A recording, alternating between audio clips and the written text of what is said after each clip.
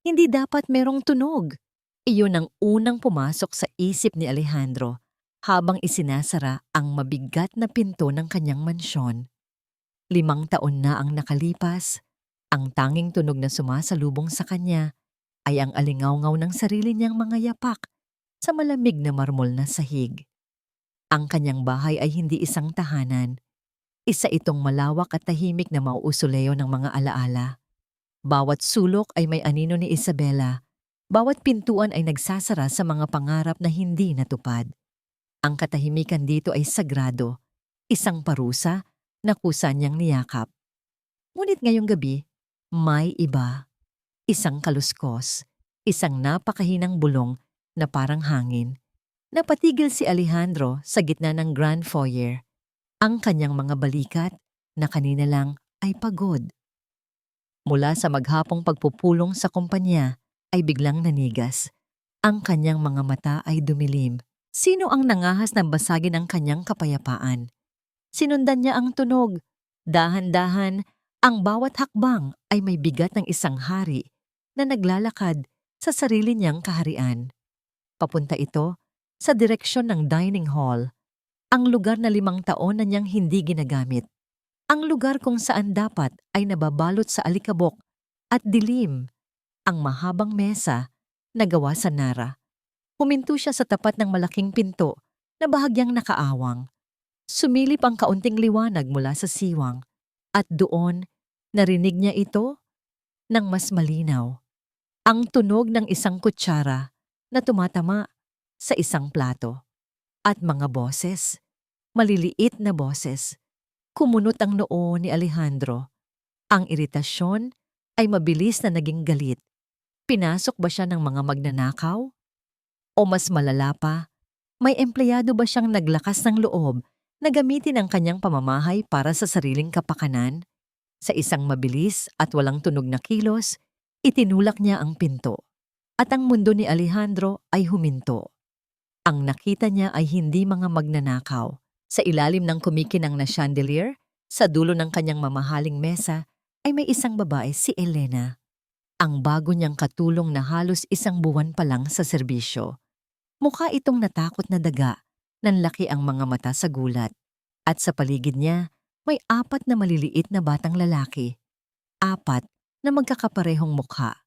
Nakatayo sila sa mga silya para maabot ang mesa. At sa gitna nila ay isang simpleng kaldero ng kanin at isang maliit na mangkok na may lamang tuyo.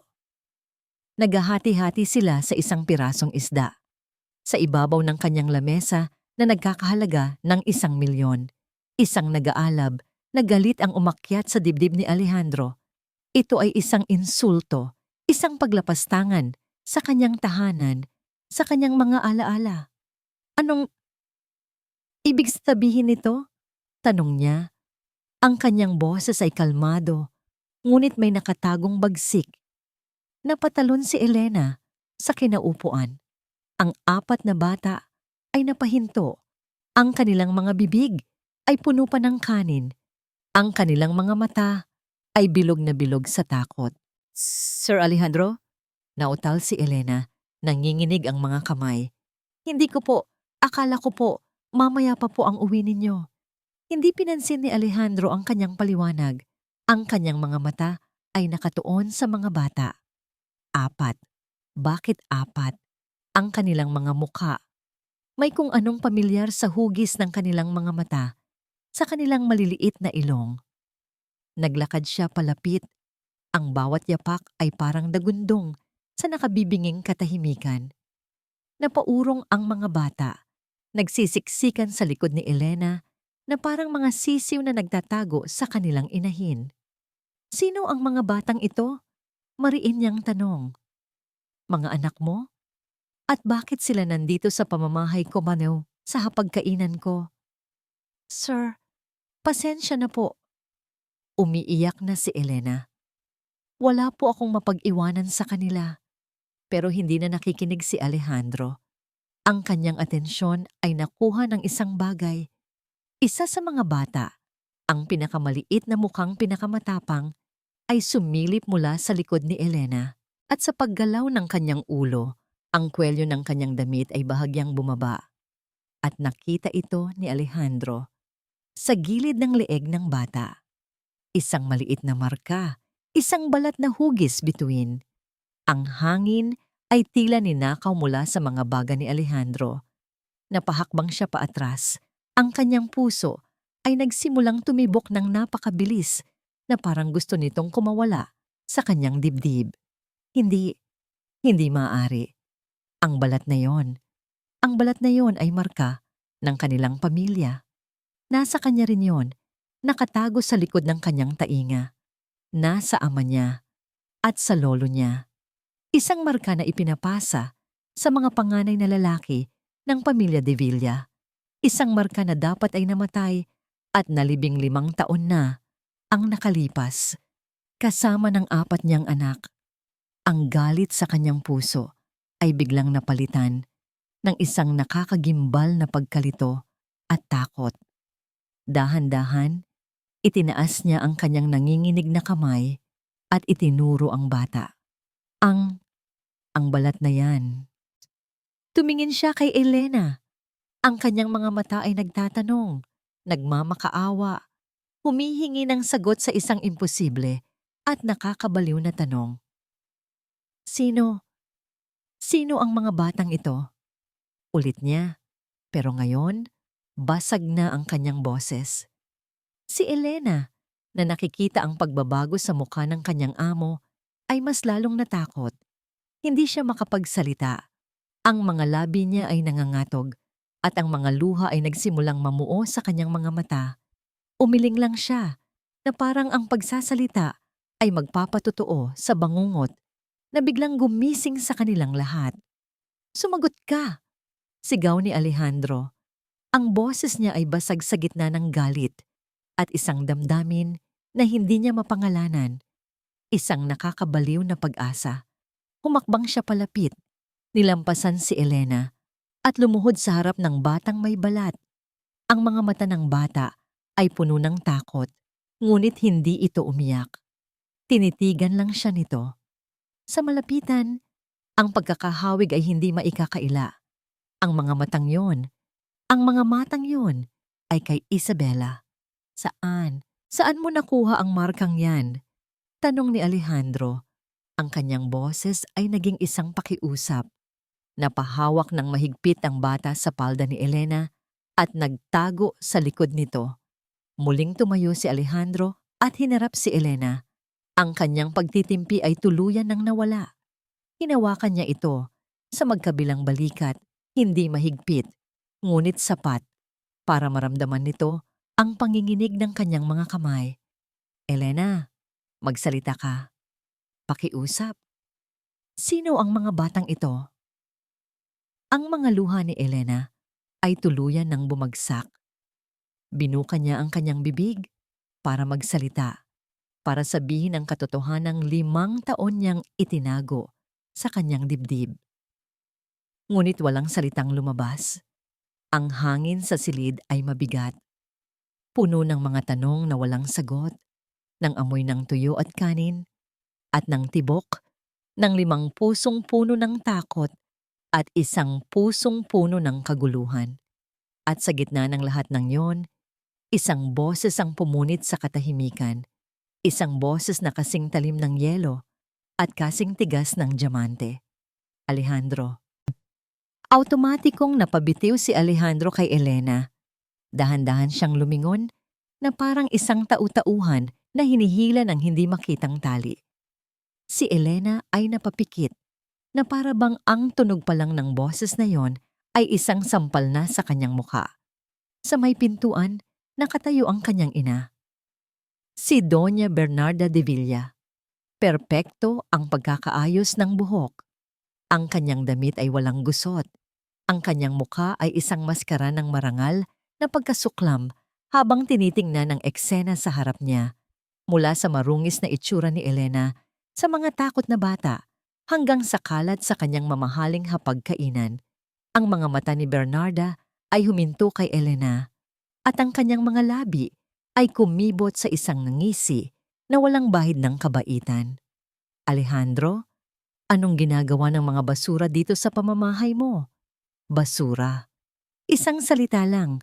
Ngunit para kay Elena, ang salitang yon ay parang isang malakas na sampal na dumapo sa kanyang pisngi. Kasabay nito, ang pagbagsak ng lahat ng kanyang pag-asa. Naramdaman niya ang maliliit na kamay ng mga bata na humigpit sa kanyang damit. Naramdaman niya ang kanilang panginginig. Sila ang kanyang mundo. Ang apat na dahilan kung bakit siya humihinga. At ngayon, sa harap ng babaeng nagmamay-ari ng mansyon, sila ay tinawag na basura. Automatikong hinila niya ang mga bata sa kanyang likuran. Ang kanyang maliit na katawan ay nagsilbing panangga. Ang takot niya para sa sarili ay nawala. Ang nangingibabaw ay ang matinding takot para sa kanila. Pumasok si Doña Bernarda sa silid kainan na parang isang reyna na dumating sa kanyang trono. Ang bawat hakbang niya ay may awtoridad. Ang bawat tingin niya ay isang hatol. Ano ang ibig sabihin ng kaguluhang ito? Tanong ni Doña Bernarda. Ang kanyang tingin ay hindi pa rin inaalis kay Elena. Sino ang nagbigay sa iyo ng karapatan na magdala ng mga hindi kilalang bata at pakainin sila sa mesa ng anak ko? Hindi siya makasagot. Ang kanyang dila ay parang nakatali. Ang tanging nagawa niya ay umiling. Magagwardya! Malakas na sigaw ni Doña Bernarda. Agad na pumasok ang dalawang lalaking nakauniforme. Palayasin ninyo ang babaeng yan at ang mga batang iyan. Utos niya, ang boses ay puno ng pagkasuklam. Siguraduhin ninyong hindi na sila makakatapak pa kahit kailan sa pamamahay na ito. Nagsimulang humakbang ang mga gwardya. Nagsimulang umiyak ang isa sa mga bata. Si Leo, ang pinakamahina ang loob. Ang yak nito ay parang punyal na tumusok sa puso ni Elena. Huwag po, ma'am, pakiusap. Nagmakaawa siya, lumuhod sa sahig, hindi alintana ang mamahaling marmol. Wala po kaming ibang pupuntahan. Ngunit si Doña Bernarda ay parang isang estatwang walang puso. Nang akmang hahawakan na ng isang gwardiya ang braso ni Elena, isang anino ang humarang sa kanila. Sandali! Ang boses ni Alejandro ay hindi malakas, ngunit sapat na iyon para mapahinto ang lahat. Maging si Doña Bernarda ay natigilan, baka sa mukha niya ang pagkagulat sa pagtutol ng anak. Nakatayo si Alejandro sa pagitan nila, isang pader na bakal na naghihiwalay sa kanila mula sa galit ng kanyang ina. Hindi siya nakatingin kay Elena. Ang kanyang mga mata, na puno pa rin ng pagkalito, ay nakatuon sa kanyang ina. Ma, hayaan mo muna siyang magpaliwanag, sabi ni Alejandro. Magpaliwanag? Tumawa si Bernarda, isang tawang walang kagalakan. Alejandro, anak, hindi mo ba nakikita? Isa itong modus. Isang manggaganso ang babaeng ito. Ginamit niya ang mga bata para makapasok sa bahay mo, sa buhay mo. Ito na ang pagkakataon ni Elena. Kahit nanginginig ang buong katawan, pinilit niyang tumayo. Kailangan niyang magsalita para sa mga bata, para kay Isabela. Hindi po totoo yan, sabi niya. Ang boses ay garalgal dahil sa pag-iyak. Tumingin siya kay Alejandro, naghahanap ng kahit kaunting awa sa mga mata nito. Sir Alejandro, ako po si Elena. Kamag-anak po ako ni Isabela. Sa pagbanggit ng pangalan ni Isabela, nakita ni Elena ang bahagyang pagbabago sa mukha ni Alejandro. Isang kislap ng sakit. 5 taon ko po silang hinanap, patuloy niya, habang ang mga luha ay patuloy na dumadaloy. Hindi po ako naniwala na namatay sila. Isang araw, may nag-iwan sa kanila sa simbahan kung saan ako naglilingkod. 4 na sanggol na magkakamukha. At nang makita ko po siya, itinuro ni Elena ang batang may balat sa leeg. Nang makita ko po ang balat na, yan alam ko na po. Alam ko pong sila na ang mga anak ninyo. Sila po ang mga naiwan ni Isabela. Ang bawat salita ay isang katotohanang matagal niyang kinimkim. Ang bawat salita ay isang panganib na maaari niyang ikapahamak, ngunit kailangan niyang sabihin. Tumingin si Alejandro mula kay Elena papunta sa mga bata. Sinuri niya ang bawat mukha. Ang kanyang mga mata ay nagpapakita ng isang matinding labanan sa kanyang kalooban sa pagitan ng sinasabi ng kanyang isip at ng ibinubulong ng kanyang puso. Paano? Paano ako maniniwala? Tanong ni Alejandro. Ang boses ay halos isang bulong na lang. Bago pa man makasagot si Elena, muling tumawa si Bernarda. Isang tawang puno ng pangiinsulto. Isang napakagandang kwento, sarkastiko niyang sabi. Galing sa isang desperadang babae na gagawin ang lahat para sa pera. Alejandro, mag-isip ka. Huwag kang magpapadala sa drama ng babaeng ito. Lumapit si Bernarda. Ang kanyang mukha ay ilang pulgada na lang mula kay Elena. Umalis ka na. Habang nakikiusap pa ako, mahina ngunit mariin niyang sabi. Pero mga anak niya po sila, giit ni Elena. Doon, nagbago ang mukha ni Bernarda. Ang pagkukunwari ay nawala, at ang lumitaw ay isang purong kasamaan. Ngumiti siya ng malamig, kinuha ang kanyang cellphone mula sa kanyang mamahaling bag. Kung hindi kayo aalis, sabi niya habang nagdadial. Tatawag ako ng pulis. Ipapakulong kita para sa kidnapping, babae. Kidnapping. Ang salitang iyon ay tumama kay Alejandro na parang isang malakas na suntok sa sikmura. Ang kanyang ina ay hindi nagbibiro. Kilala niya ito. Kapag sinabi ni Bernardo de Villa ang isang bagay, gagawin niya ito. Gaano man ito kalupit. Kaya niyang sirain ang buhay ni Elena sa isang tawag lang sa telepono. Ipapabulok niya ito sa kulungan at gagawin niyang impyerno ang buhay nito. At ang mga bata, anong mangyayari sa kanila? Dadalhin sila ng social services, paghihiwa-hiwalayin, at mawawala na naman sila sa kanya. Marahil sa pagkakataong ito, tuluyan na. Hindi niya papayagan. Isang bagay ang pumutok sa loob ni Alejandro. Isang damdamin na matagal na niyang ibinaon sa ilalim ng yelo at bighati, ang instinto na magprotekta. Tumingin siya sa mga bata na nanginginig sa likod ni Elena. Nakita niya ang takot sa kanilang mga matang kamukhang kamukha ng kay Isabela. 5 taon siyang nabuhay sa kasinungalingan. 5 taon niyang inakala na wala na sila. Ngayon na nasa harap na niya sila, hindi niya hahayaang may kumuha ulit sa kanila. Ang kanyang mga mata, na kanina lang ay puno ng pagkalito, ay biglang naging matalas at malamig. Isang desisyon ang nabuo sa kanyang isipan. Isang desisyon na desperado, wala sa lohika, at marahil ay isang kabaliwan. Ngunit ito na lang ang tanging paraan. Huminga siya ng malalim at humakbang pasulong, tinabihan si Elena at hinarap ang kanyang ina. Ibaba mo ang cellphone, ma. Ang boses niya ay kalmado, ngunit may bigat na nagpatigil sa kamay ni Bernarda. Anong sinabi mo? Tanong ng kanyang ina, hindi makapaniwala. Sabi ko, ibaba mo yan. Ulit ni Alejandro. Dahil walang kidnapping na nangyari. Tumingin siya kay Elena na nakatingala sa kanya, ang mukha ay basang-basa sa luha.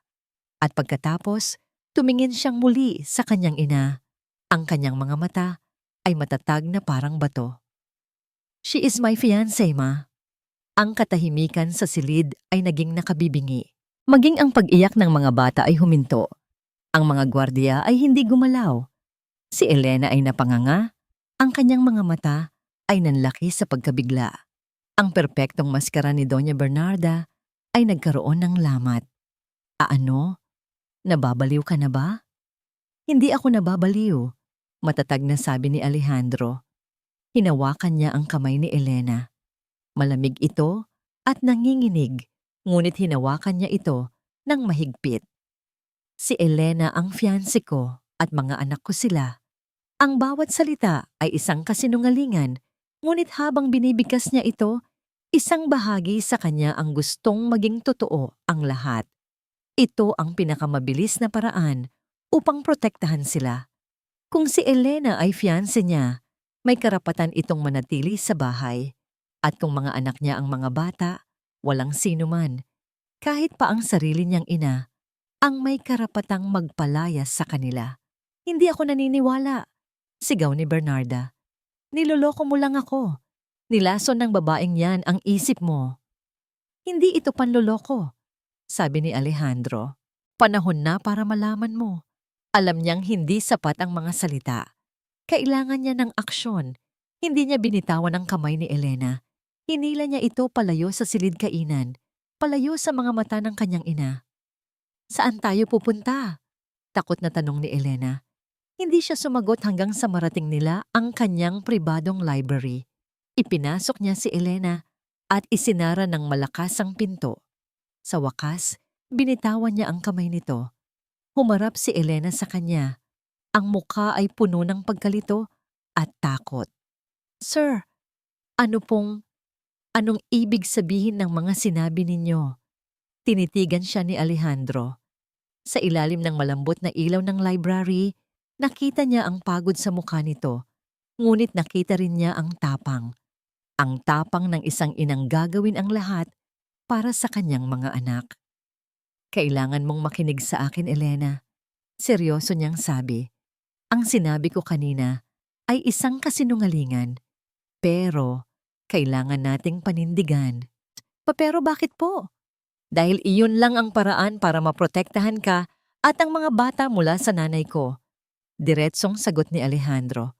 Maniniwala ka sa akin. Gagawin niya ang lahat para paalisin kayo, para ipakulong ka. Ngunit kung asawa kita, wala siyang magagawa. Hindi kanya pwedeng kasuhan ng kidnapping dahil legal kang may kaugnayan sa mga bata. Napahakbang paatras si Elena, nanginginig ang ulo. Asawa? Sir, hindi ko po maintindihan. Pakasalan mo ako, Elena? Ang mga salita ay lumabas sa bibig ni Alejandro na parang isang utos sa negosyo. It's a contract, isang kasunduan sa papel. Paglilinaw niya, magpapakasal tayo para magkaroon ka ng legal na proteksyon. Para manatili kayo dito, kasama ko. Kapag humupa na ang lahat, kapag ligtas na kayo, pwede na nating tapusin ang kasunduan. Walang emosyon, walang anumang personal. Negosyo lang ito para maprotektahan kita at ang mga bata. Nakatitig lang si Elena sa kanya, hindi makapaniwala sa kanyang narinig. Si kasal? Ang magpakasal sa isang milyonaryo? Sa amo niya? Sa ama ng mga batang inalagaan niya? Ito ay parang isang panaginip na naging isang kakatwang bangungot. Bago pa man siya makasagot, bumukas ng malakas ang pinto ng library. Pumasok si Doña Bernarda, ang muka ay namumula sa galit. Isang palabas! Alam kong isang palabas lang ang lahat ng ito. Tumingin si Bernarda mula sa nagulat na mukha ni Elena patungo sa determinadong mukha ni Alejandro. Isang mapanuyang nangiti ang sumilay sa kanyang mga labi. Fine, sabi niya, na parang hinahamon ng anak. Patunayan mo, kung totoong magpapakasal kayo. Huminto siya at ang kanyang mga mata ay kumislap na may masamang balak. Magpakasal kayo sa harap ko, bukas na bukas din. Ang araw ng kanyang kasal ay walang puting bestida, walang mga bulaklak at walang masayang tugtugin. Ang tanging naroon ay ang nakakabinging katahimikan ng mansyon, ang malamig na titig ni Doña Bernarda at ang tibok ng sarili niyang puso na parang tambol na walang tigil. Naganap ang seremonya sa sala, hindi sa simbahan. Isang abogado na mukhang kasing seryoso ng sitwasyon ang nag-asikaso ng lahat. Si Alejandro, na nakasuot ng isang simpleng itim na suit, ay nakatayo sa tabi niya. Hindi niya ito tinitingnan. Hindi niya kaya. Ang amoy ng mamahaling pabango nito ay tila sumasakal sa kanya. Do you, Elena, take Alejandro de Villa to be your lawfully wedded husband? Tanong ng abogado. Ang boses ay walang emosyon. Napalunok si Elena. Tumingin siya sa kanyang harapan kung saan nakaupo si Doña Bernarda sa isang silya na parang isang hukom na naghihintay na ibaba ang kanyang sentensya. Sa tabi nito ay ang 4 na bata, nalilito at tahimik, hindi naiintindihan ang nangyayari. Ang kanilang mga mata lang ang nagbibigay sa kanya ng lakas. Oo po, bulong niya, ang boses ay halos hindi marinig. I do. Nang si Alejandro na ang sumagot ng I do, ang boses nito ay matatag at walang pag-aalinlangan. Para sa kanya, ito ay isang transaksyon lang, isang business deal. Para kay Elena, ito ay ang pagsuko ng kanyang pangalan, ng kanyang buong pagkatao, para sa kaligtasan ng mga batang itinuring na niyang sariling mga anak. You may now kiss the bride, sabi ng abogado. Isang nakakabinging katahimikan ang bumalot sa silid. Dahan-dahang humarap sa kanya si Alejandro. Sa isang saglit, nakita ni Elena ang isang bagay sa mga mata nito. Isang kislap ng pagsisisi marahil, ngunit mabilis din itong nawala. Dahan-dahan itong yumuko at idinampi ang malamig nitong labi sa kanyang noo. Isang halik na walang init, walang pakiramdam. Isang selyo sa kanilang kasunduan. Tapos na. Siya na si Mrs. Elena de Villa. Isang pangalan na parang hindi angkop sa kanya. Ang buhay pagkatapos ng pekeng kasal ay mas mahirap pa kaysa sa inaakala niya. Ang mansyon, na dating lugar lang ng kanyang trabaho, ay naging isang gintong hawla. Si Alejandro ay isang estranghero. Nag-uusap lang sila kapag kailangan. Karaniwan ay tungkol sa mga bata. Pinaglaanan sila ng isang buong wing ng bahay, kompleto sa mga laruan na ngayon lang nakita ng mga bata sa buong buhay nila. Ngunit ang espasyo sa pagitan nilang dalawa ni Alejandro ay mas malawak pa kaysa sa buong mansyon. Isang gabi, habang pinapatulog niya ang mga bata, pumasok si Alejandro sa silid. Inabutan siya nito ng isang itim na card. Ano po ito, sir? Tanong niya. It's a credit card with an unlimited limit, sabi nito. Hindi nakatingin sa kanya. You're Mrs. De Villa now. You need to look the part. Bumili ka ng mga bagong damit, alahas, kahit ano. My mother is watching. The public will be watching. Tinitigan ni Elena ang card. Ito ay simbolo ng yaman at kapangyarihan. Ngunit para sa kanya, ito ay isang paalala na ang lahat ay isang palabas. Salamat po, sir, sabi niya. Dahan-dahang isinara ang mga daliri sa paligid ng card. Pero, sapat na po sa akin ang mayroon kami. Ang mahalaga lang po ay ligtas ang mga bata. Isang saglit na katahimikan ang namagitan.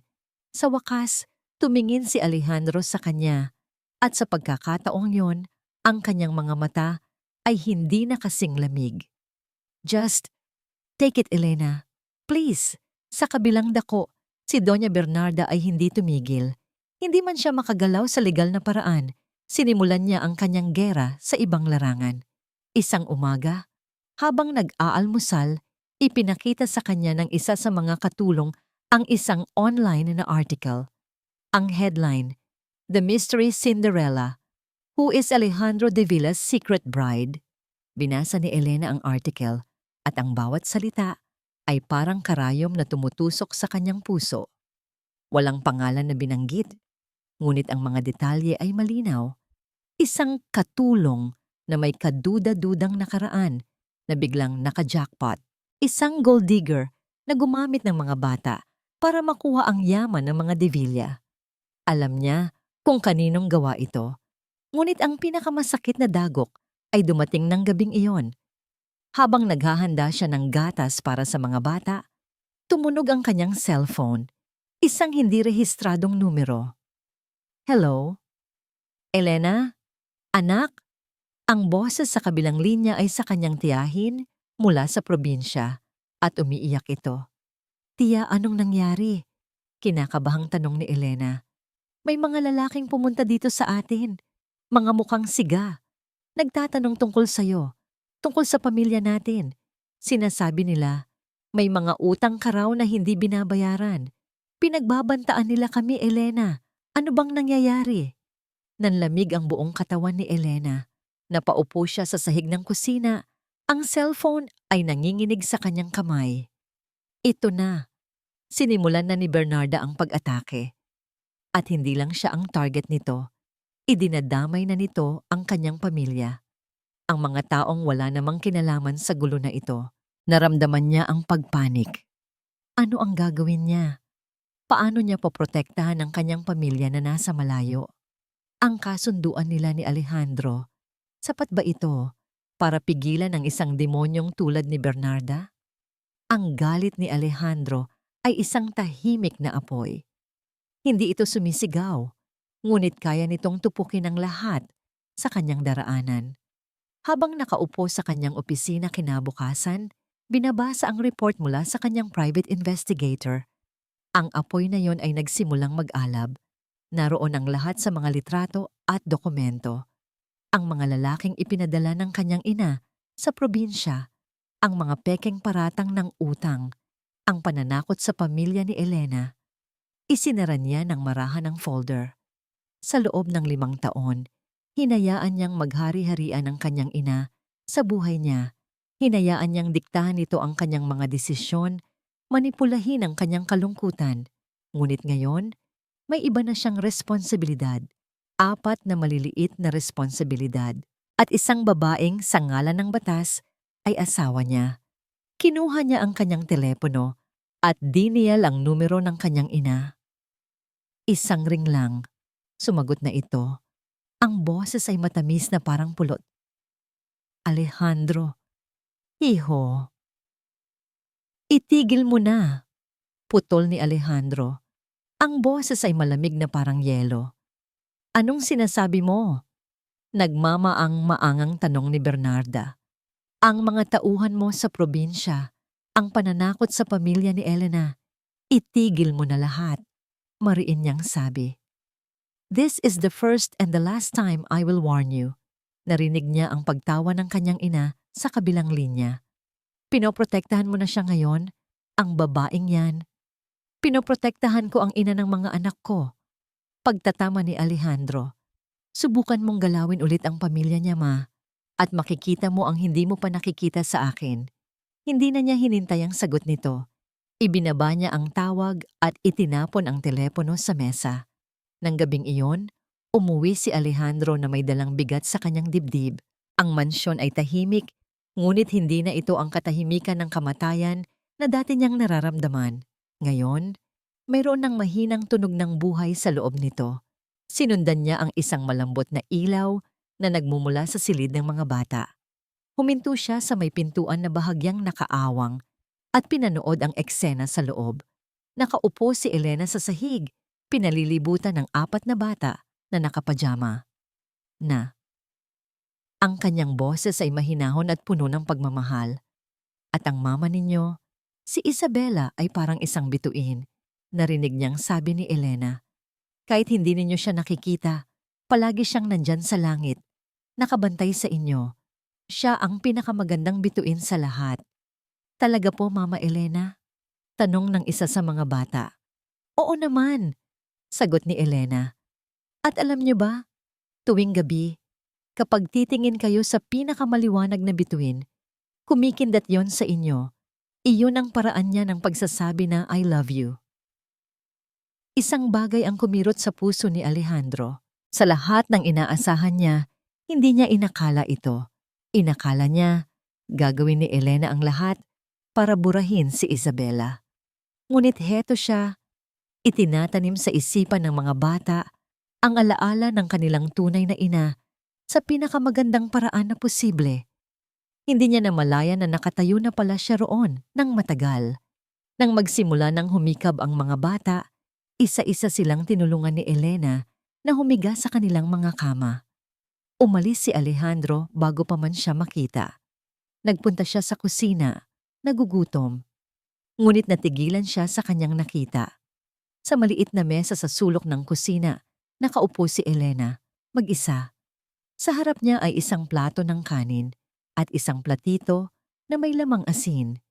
Iyon lang ang kanyang hapunan. Ang babaeng asawa na niya ngayon sa papel, ang may karapatan sa lahat ng yaman niya, ay kumakain ng kanin at asin. Hindi niya alam kung ano ang nag-udyok sa kanya. Kumuha siya ng plato, nagsandok ng kanin mula sa rice cooker at umupo sa tapat ni Elena. Nagulat si Elena. "Sir, may masarap na pagkain po sa dining hall. Ipinaghanda ko po kayo." "This is fine," sabi ni Alejandro. Kumuha siya ng kaunting asin at isinawsaw ang kanyang kanin. Sa unang subo, naalala niya ang kanyang pagkabata. Noong mga panahong simple pa ang lahat. Kumain sila sa katahimikan. Walang nagsasalita. Ngunit ang katahimikan ay hindi na nakakailang. Puno ito ng isang hindi maipaliwanag na pag-unawa. Nang matapos sila, tumayo si Alejandro. "Salamat, Elena," sabi niya. "Para po sa kanin, sir?" Nagtatakang tanong nito.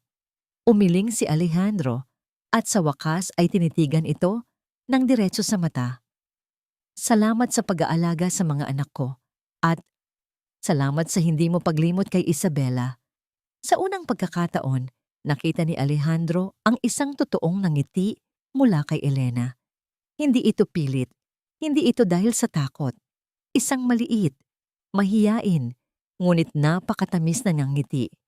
Ang nangiting iyon ay parang isang kislap ng liwanag sa madilim niyang mundo. Naramdaman niya ang isang bagay na pamilyar at matagal nang nawala. Isang pitik sa kanyang puso.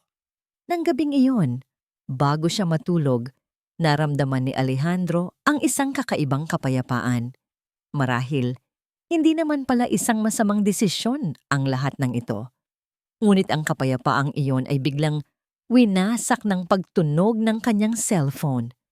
Ang pangalan ng kanyang abogado ang lumabas sa screen. "Alejandro," sabi ng abogado sa kabilang linya. Ang boses ay apurahan. "I have bad news. Kadadating lang ng sulat mula sa korte." "Anong sulat?" Kinabahang tanong ni Alejandro. Huminga ng malalim ang abogado. "Your mother, Mrs. Bernarda de Villa, has formally filed a petition in court for the sole custody of the children." Nanigas si Alejandro. "And it gets worse," patuloy ng abogado. "She's officially accusing Elena of negligence and child abuse." Negligence, child abuse. Ang mga salitang yon ay umalingaw sa loob ng library na parang isang hatol. Nakaupo si Elena sa tapat ng abogado ni Alejandro, ngunit pakiramdam niya ay nasa loob siya ng isang korte at siya ang nasasakdal. Ang bawat papel na inilatag ng abogado sa mesa ay parang isang batong ipinupukpok sa kanyang dibdib. May mga litrato, lihim na kinunan, ng mga bata na naglalaro sa hardin na may putik. Isang testimonya mula sa isang pekeng child psychologist na nagsasabing ang mga bata ay emotionally stunted. At ang pinakamasakit sa lahat, isang kopya ng birth certificate ng mga bata na walang pangalan ng ama, ginagamit bilang ebidensya na hindi malinaw ang kanilang pinagmulan. Lahat ay kasinungalingan, lahat ay gawa-gawa. Ngunit sa mundo ng mayayaman, ang kasinungalingan na binalot sa pera ay nagiging katotohanan. "This is a dirty fight, Elena," seryosong sabi ng abogado. Gagamitin ni Doña Bernarda ang lahat ng pera at impluwensya niya para manalo. Nakatayo si Alejandro sa may bintana, nakatalikod sa kanila, ngunit nakikita ni Elena ang tensyon sa kanyang mga balikat. Hindi ito nagsasalita, ngunit ramdam niya ang galit na nagmumula rito. Nang gabing iyon, hindi mapakali si Elena. Ang takot na mawala sa kanya ang mga bata ay parang isang halimaw na unti-unting lumalamon sa kanyang kaluluwa. Pumasok siya sa kanilang silid. Mahimbing na ang tulog ng 4 na anghel. Ang kanilang mga mukha ay payapa. Walang kamalay-malay sa digmaang ipinaglalaban para sa kanila. Umupo siya sa sahig sa gitna ng kanilang mga kama. Hinaplos niya ang buhok ni Marco, ang batang may balat. Inayos niya ang kumot ni Leo. Hinawakan niya ang kamay ni na Juan at Julio. Ang mga luha ay nagsimula na namang dumaloy sa kanyang mga pisngi. Ngunit ngayon, ang mga ito'y tahimik na patak ng purong pagmamahal at takot. Hindi ko kayo iiwan, bulong niya sa hangin. Hinding-hindi. Ipinapangako ko yan sa mama ninyong si Isabela. Hindi ko kayo pababayaan. Niyakap niya ang kanyang mga tuhod at doon umiyak ng walang tunog. Ang kanyang puso ay basag na basag. Ito na ba ang katapusan? Pagkatapos ng 5 taong pagtatago at pag-aaruga, dito lang ba hahantong ang lahat? Kinabukasan, ang tensyon sa mansyon ay halos nahihipo. Si Alejandro ay hindi pumasok sa opisina. Palakad-lakad ito sa sala, palaging may kausap sa telepono. Si Elena naman ay pilit na ngumingiti at nakikipaglaro sa mga bata. Kahit na sa loob niya ay unti-unti na siyang namamatay. Tanghali na nang tumawag ang hepe ng mga gwardiya sa intercom.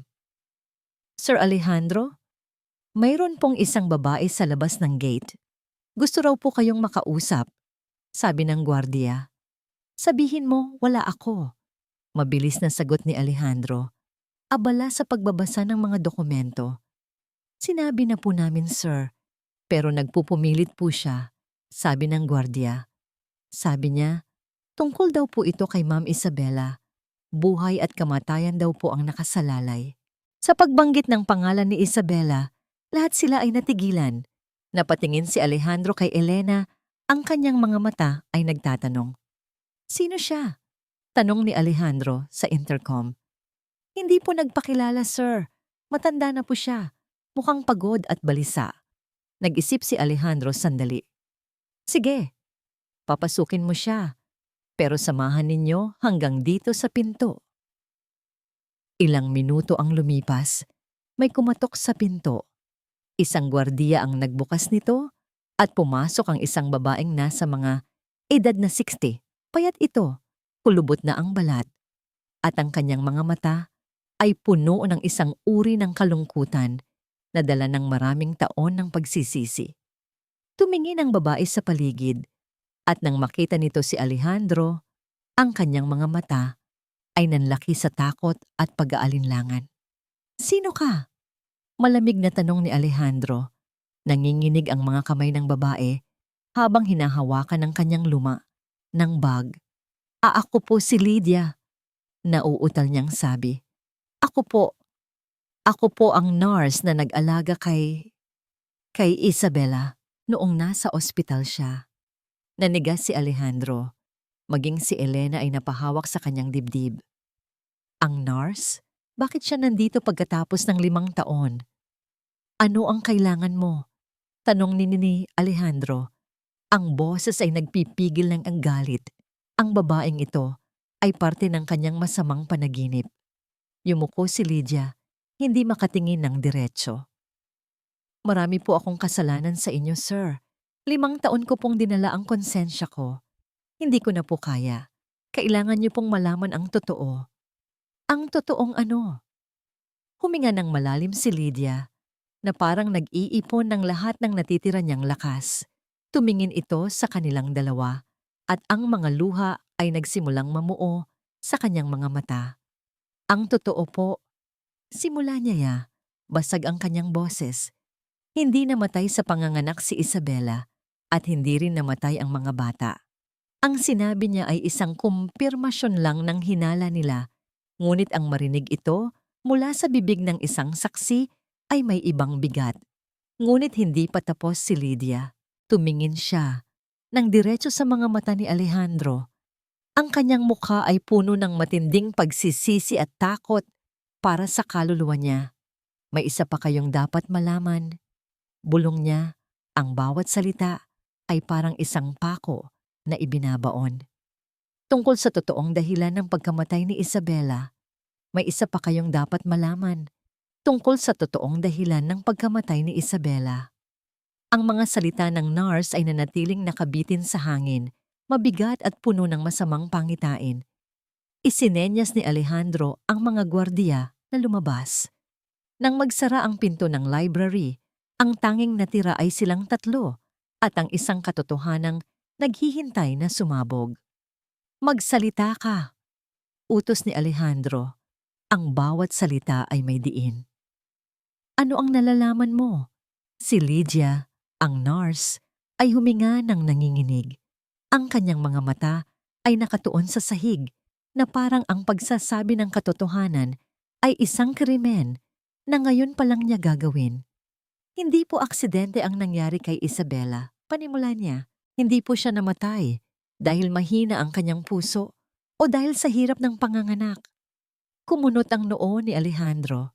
Anong ibig mong sabihin? May lason po. Halos pabulong na sabi ni Lydia. Hindi po ito mabilis na lason. Isang uri po ito ng herbal na gamot. Kapag ininom ng matagal, unti-unting pinahihina ang puso at katawan. Sa araw ng panganganak, hindi na po kinaya ng katawan niya. Isang malamig na kuryente ang gumapang sa buong katawan ni Alejandro. Lason? Sino ang gagawa ng ganoong bagay? Sa wakas, itinaas ni Lydia ang kanyang mga mata. Puno ito ng luha at takot. At sa mga matang yon, nakita ni Alejandro ang sagot bago pa man ito bigkasin ng nurse. Ang ina niyo po, Sir Alejandro? Si Doña Bernarda? Hindi. Mabilis na sagot ni Alejandro na pailingi. Hindi totoo yan, imposible. Totoo po, giit ni Lydia. Ang kanyang boses ay nabasag sa isang hikbi. Si Doña Bernarda po mismo ang nagtitimpla. Dinadala niya ito sa ospital sa loob ng isang thermos. Ang sabi niya, espesyal na pampalakas para sa pagbubuntis ni Isabela. Mahigpit niyang ipinagbawal na may ibang magpapainom nito kay Isabela. Akala ko po pag-aalala lang iyon ng isang biyenan. Thermos, ang isang salitang yon ang nagpabagsak sa lahat ng pader na itinatayo ni Alejandro sa kanyang isipan. Biglang bumalik sa kanya ang isang alaala. Malinaw na malinaw. Isang gabi sa ospital, ilang linggo bago manganak si Isabela. Pagod na pagod si Alejandro mula sa trabaho, ngunit dumiretso siya para dalawin ang kanyang asawa. Naabutan niya roon ang kanyang ina. Pinipilit na ipainom kay Isabela ang laman ng isang silver na thermos. Inumin mo ito, hiha, sabi ng kanyang ina noon. Ang ngiti ay napakatamis. Espesyal na timpla ko ito para maging malakas ka sa araw ng panganganak mo. Pero ma, busog pa po ako. Mahinang sagot ni Isabela. Kahit isang tasa lang, pagpupumilit ni Bernarda, para sa apo ko. Noon, ang nakita ni Alejandro ay isang mapagmahal na ina at biyenan. Ngayon, ang nakikita niya ay isang mamamatay tao. Isang halimaw na nakangiti habang dahan-dahang pinapatay ang babaeng pinakamamahal niya. Ang hangin ay nawala sa kanyang mga baga. Ang sahig ay tila gumalaw sa ilalim ng kanyang mga paa. Ang buong library ay umikot. Ang kanyang ina. Ang babaeng nagbigay buhay sa kanya. Ang babaeng iginagalang niya. Ang babaeng pinagkatiwalaan niya ng buong puso. Siya ang pumatay kay Isabela. Siya ang dahilan ng 5 taon niyang pagdurusa. Siya ang dahilan kung bakit lumaki ang mga anak niya na walang ina. Sir, okay lang po kayo? Narinig niyang tanong ni Elena, puno ng pag-aalala. Isang tunog ang kumawala mula sa lalamunan ni Alejandro. Hindi ito salita, isang ungol ng isang hayop na nasugatan ng malubha. Ang sakit ay napakatindi. Hindi na ito kasiya sa loob ng kanyang dibdib. Kailangan nitong lumabas. Ah! Isang malakas at puno ng pighati na sigaw ang pumuno sa buong silid. Sa isang iglap, ang lahat ng sakit, galit, at pagkabigo na kinimkim niya sa loob ng 5 taon ay sumabog. Itinulak niya ang isang antigong florera mula sa kinatatayuan nito. Ang tunog ng nabasag na porselana ay umalingaw-ngaw kasabay ng kanyang nawasak na puso. Napaurong si Elena at Lydia sa takot. Napasabunot si Alejandro sa sarili niyang buhok Ang kanyang mga mata ay nag-aapoy sa luha at galit. Ang nanay ko! Ang sarili kong ina! Lumapit si Elena, dahan-dahan, na parang lumalapit sa isang mabangis na hayop. Iniabot nito ang kanyang kamay para hawakan ang braso ni Alejandro. Alejandro, huwag! Sigaw niya. Itinulak palayo ang kamay nito. Huwag mo akong hawakan. Ang paghipo nito, kahit puno ng awa, ay parang apoy. Sa sandaling ito, lahat ng bagay ay kasinungalingan. Ang kanyang buong buhay ay isang malaking kasinungalingan na binuo ng babaeng tinawag niyang ina. Paano pa siya magtitiwala kahit kanino? Humarap siya sa kanila. Ang kanyang mukha ay isang maskara ng purong pagdurusa. Iwan niyo muna akong lahat. Mabilis na lumabas si Lydia, takot na takot. Si Elena ay nagatubili, gustong manatili, gustong tumulong. Ngunit nang makita niya ang itsura sa mga mata ni Alejandro, isang itsura ng taong tuluyan nang nawala. Dahan-dahan siyang umatras at lumabas ng silid. Nang magsara ang pinto, naglakad si Alejandro papunta rito at nilock ito. Sa wakas, mag-isa na siya. Sumandal siya sa pinto at dahan-dahang dumausdos paubos sa sahig. Doon, sa gitna ng katahimikan ng kanyang library, sa gitna ng mga basag na piraso ng florera na sumasalamin sa basag niyang pagkatao, ang makapangyarihang si Alejandro de Villa ay napahagulhol na parang isang batang nawalan ng lahat. Sa labas ng pinto, nakatayo si Elena, nakikinig sa mga tunog ng pagkasira at sa hagulhol ng isang lalaking nawasak ang kaluluwa. At sa unang pagkakataon, hindi niya alam kung paano pa nila mabubuo ang kanilang pamilya mula sa mga pirasong ito. Hindi natulog si Elena ng gabing iyon. Nakatayo lang siya sa labas ng pinto ng library na parang isang gwardiyang nagbabantay sa isang nasirang kaharian.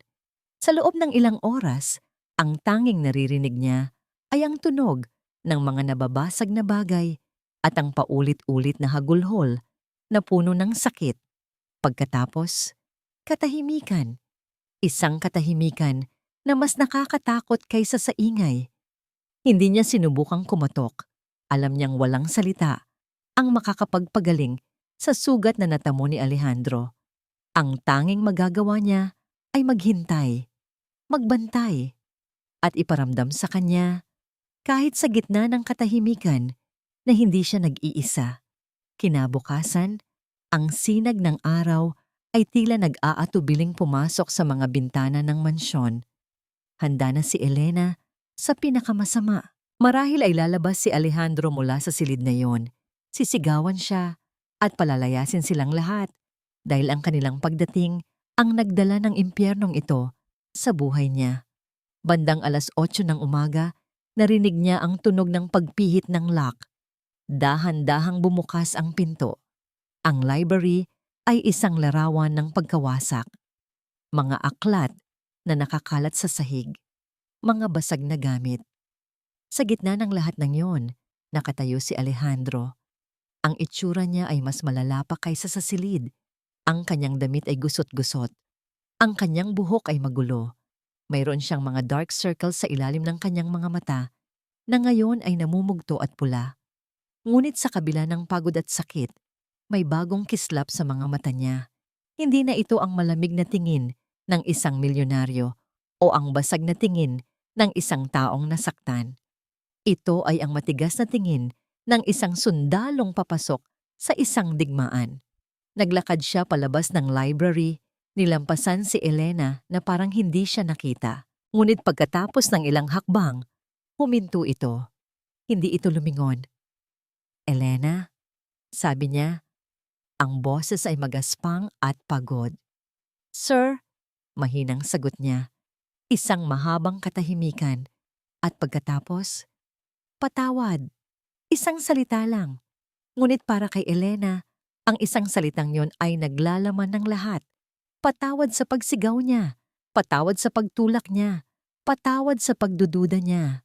Pagkatapos noon, naglakad na ito paakyat sa kanyang silid. Pagkalipas ng 1 oras, bumaba si Alejandro. Naligo na siya at nakapagbihis. Ang gusot sa kanyang damit ay nawala, ngunit ang sakit sa kanyang mga mata ay naroon pa rin. Naabutan niya si Elena sa kusina, naghahanda ng almusal para sa mga bata. Hindi na ito nagsalita. Lumapit lang ito sa kanya. Inakala ni Elena na may iuutos ito, ngunit nagulat siya sa ginawa nito. Dahan-dahan, itinaas ni Alejandro ang kanyang mga kamay at niyakap siya. Nanigas si Elena sa kanyang kinatatayuan. Ito ang unang pagkakataon na niyakap siya ng isang lalaki sa ganitong paraan. Ang yakap ay hindi romantiko. Puno ito ng pasasalamat, pagsisisi at isang pakiusap na walang salita. Naramdaman niya ang bigat ng buong mundo sa mga balikat nito. At sa isang iglap, hindi na siya si Elena, ang katulong. Hindi na siya si Mrs. De Villa sa papel. Siya si Elena, ang taong nandyan para saluhin, ang isang wasak na lalaki. Dahan-dahan, itinaas niya ang kanyang mga kamay at yumakap pabalik. Nandito lang ako, bulong niya. Alam ko, sagot ni Alejandro. Ang boses ay basag. Bumitaw sila sa isa't isa, ngunit may nagbago na sa pagitan nila. Ang pader na yelo na matagal nang nakapalibot kay Alejandro ay tuluyan ng gumuho. At sa lugar nito, isang tulay ang nagsimulang mabuo. Kinahapunan, ipinatawag ni Alejandro ang kanyang abogado at si Lydia, ang nurse. Nagpulong sila sa library na ngayon ay nilinis na. Hindi na ito tungkol sa custody, mariing sabi ni Alejandro sa kanyang abogado. Ang boses ay walang bahid ng pag-aalinlangan. This is about justice. Justice for Isabela. Tumingin siya kay Elena at sa pagkakataong yon, ang kanilang mga mata ay nagtagpo at nagkaintindihan. Hindi na sila dalawang taong pinag-ugnay ng isang kontrata. Sila ay isang team, isang pamilya. Naglatag sila ng plano. Gagamitin nila ang testimonya ni Lydia para sampahan ng kasong kriminal si Bernarda. Ngunit kailangan nilang mag-ingat. Alam nilang gagawin ng Donya ang lahat para pagtakpan ang kanyang krimen. Pagkatapos ng pulong, lumapit si Alejandro kay Elna. Kailangan kong umalis pansamantala, sabi niya. May kailangan akong ayusin. Mga security, kailangan kong ilayo si Lydia sa isang ligtas na lugar. Kailangan kong tiyakin na walang makakalabas na impormasyon hanggat hindi pa tayo handa. Tumango si Elena. Elena, sabi ulit ni Alejandro. Kinuha niya ang kamay nito. Ipinagkakatiwala ko sa iyo ang mga bata. Sila ang lahat sa akin. Hindi ko po sila pababayaan, paniniguro ni Elena. Ngumiti si Alejandro, isang tunay at pagod na ngiti. Alam ko, at habang inaalagaan mo sila, ako naman, aalagaan ko kayo. Habang paalis si Alejandro, tumunog ang telepono sa mansyon. Sinagot ito ng isang katulong at ibinigay kay Elena. Para po sa inyo, Ma'am Elena, si Doña Bernarda po. Kinakabahang kinuha ni Elena ang telepono. Hello Elena, hiha. Sabi ng boses sa kabilang linya. Napakatamis at puno ng pagkukunwari. Kumusta na kayo dyan? Naisip ko lang na tumawag para ipaalam sa inyo na ang unang hearing para sa custody case ay bukas na. Sana ay maging matalino ang anak kong si Alejandro sa kanyang desisyon. Ayaw ko sanang humantong pa ito sa isang malaking gulo.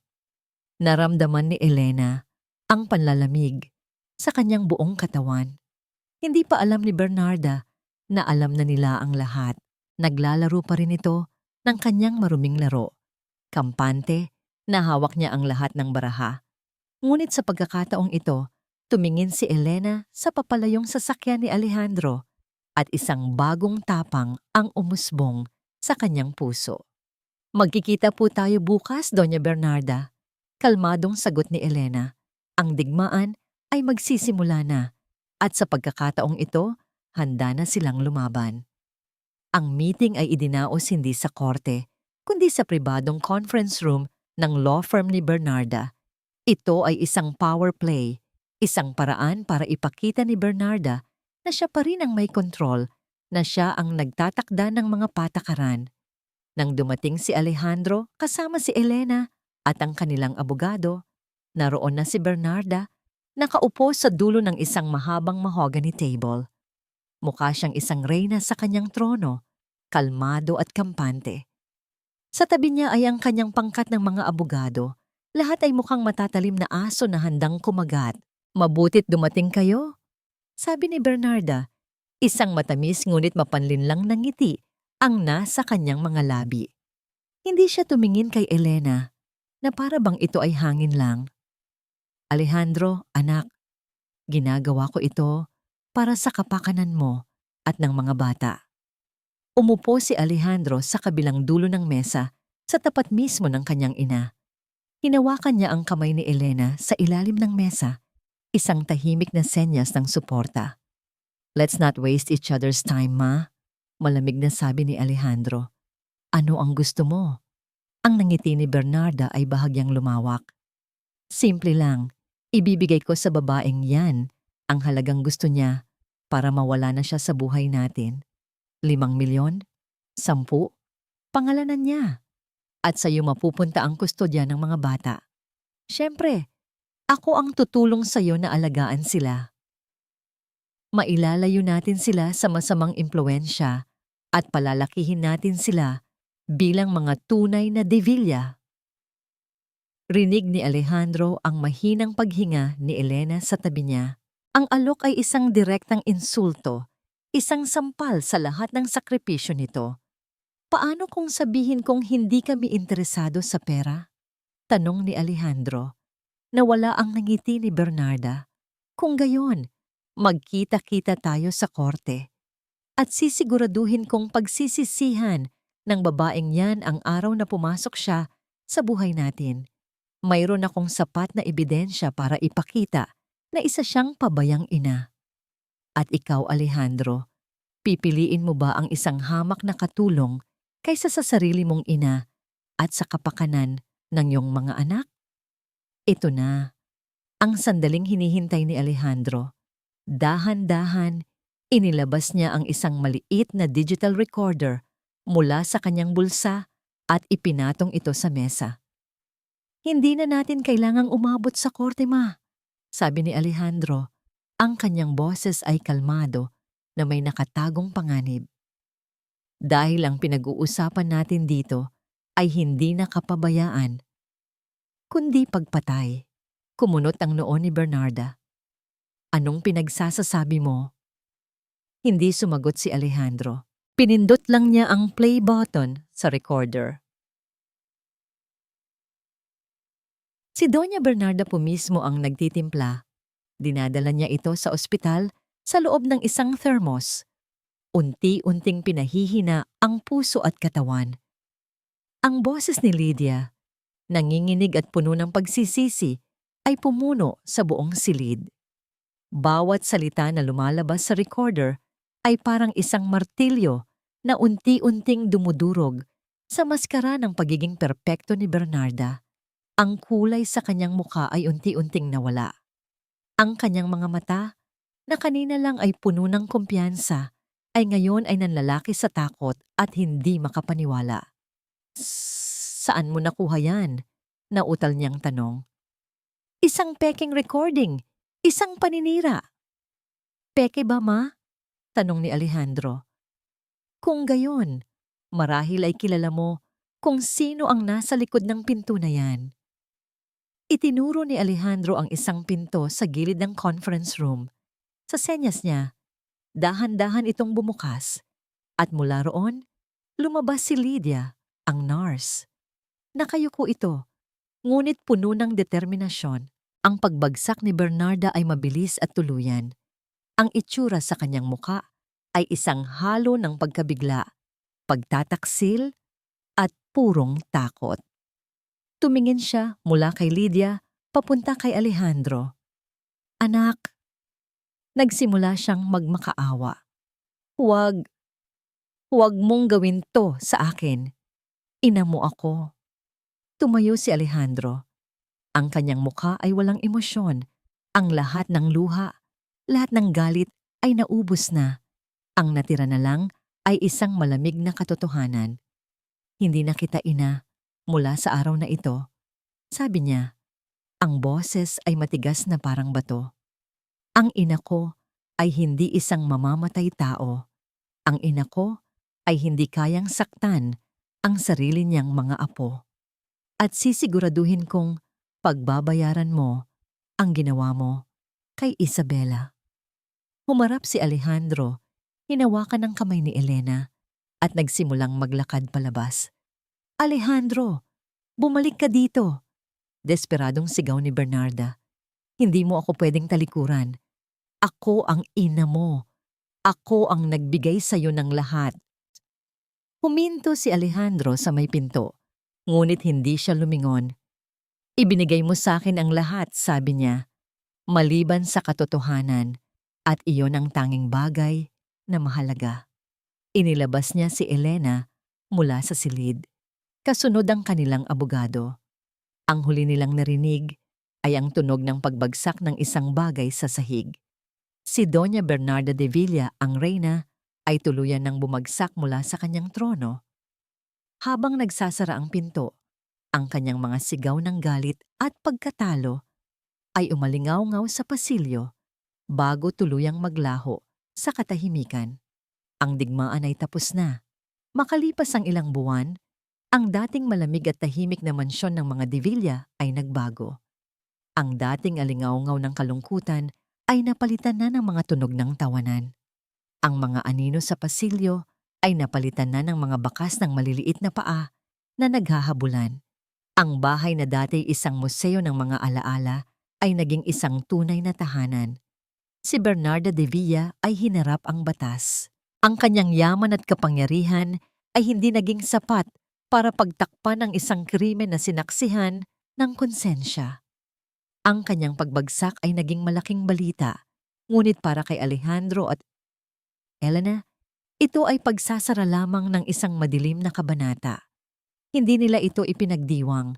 Sa halip, ginamit nila ito bilang simula ng kanilang paghilom. Isang hapon, nakaupo si Alejandro sa kanyang study, hindi para magtrabaho, kundi para panoorin mula sa bintana ang kanyang pamilya. Nasa hardin si Elena, kasama ang 4 na bata. Naglalaro sila ng habulan sa damuhan. Ang tawa ni Elena ay sumasabay sa sigawan ng mga bata. Isang musika na hindi kailanman inakala ni Alejandro na maririnig niya sa loob ng kanyang bakuran. Pinanood niya si Elena habang tinutulungan nito si Leo na tumayo matapos itong madapa. Hinipan nito ang gasgas sa tuhod ng bata. Hinalikan ito sa noo at sa isang iglap, ang pag-iyak ni Leo ay napalitan na ng nangiti. Isang bagay ang uminit sa dibdib ni Alejandro, pagmamahal. Isang uri ng pagmamahal na kalmado, malalim, at totoo. Hindi ito ang nag-aalab na pag-ibig ng kabataan na naramdaman niya para kay Isabela. Iba ito. Ito ay isang pag-ibig na isinilang mula sa pasasalamat, paghanga, at sa pinagsamahan nilang unos. Natutunan niyang mahalin si Elena hindi dahil kahawig ito ni Isabela o dahil pinapaalala nito sa kanya ang nakaraan. Minahal niya si Elena dahil sa kung sino ito, isang babaeng may tapang na harapin ang mundo para sa mga batang hindi naman sa kanya.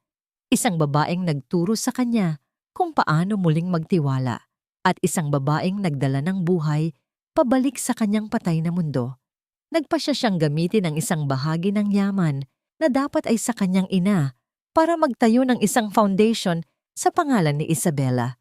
Isang pundasyon para sa mga ulila at inabandonang bata. Ito ang paraan niya para bigyang pugay ang nakaraan habang buong puso niyang niyayakap ang kasalukuyan. Habang naglalaro sila, napatingin si Elena sa bintana ng study at nakita niya si Alejandro na nakatingin sa kanila. Ngumiti ito.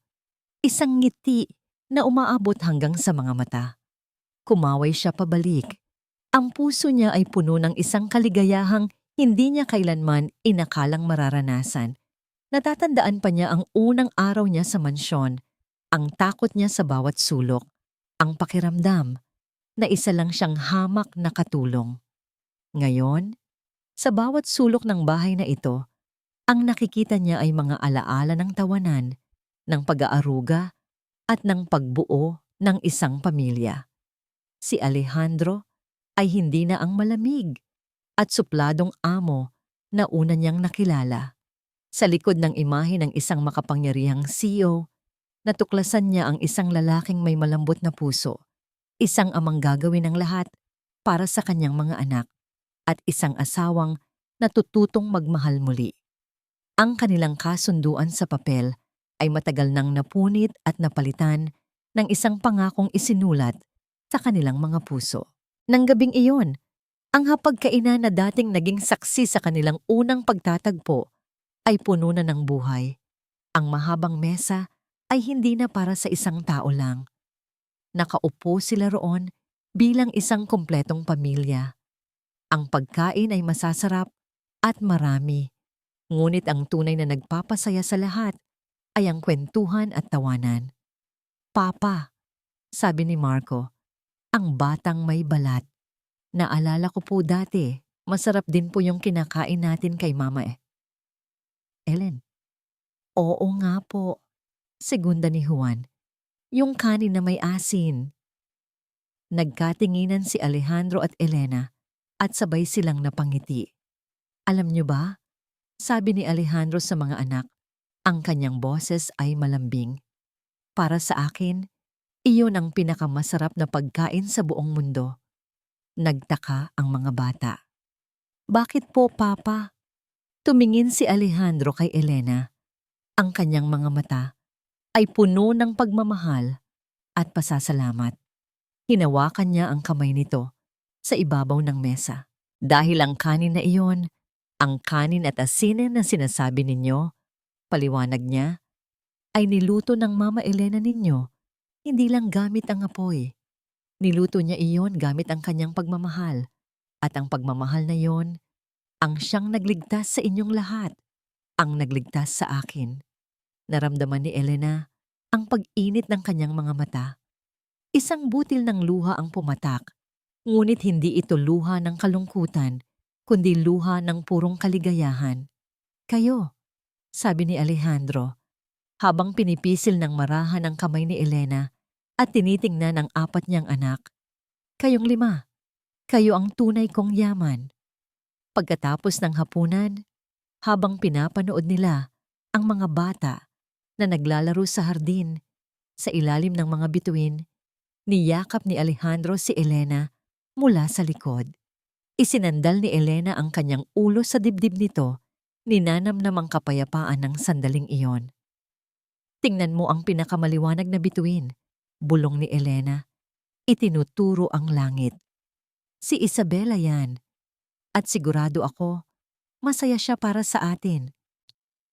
Tumingin si Alejandro sa bituin at pagkatapos ay sa babaeng nasa kanyang mga bisig. "Salamat, Elena," bulong niya.